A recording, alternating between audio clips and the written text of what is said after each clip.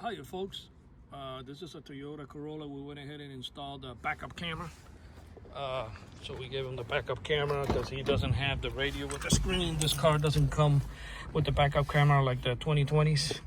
So basically we went ahead and swapped that old mirror out, put a new one in.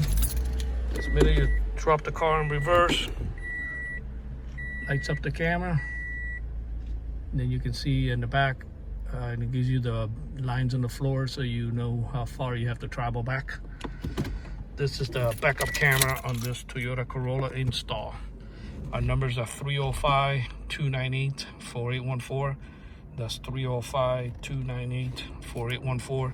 This is a good solution for if you have one of these vehicles and you want a backup camera and you don't have the radio with the screen on it. We can incorporate it right here in the top by swapping out your rear view mirror. Thank you for watching this video.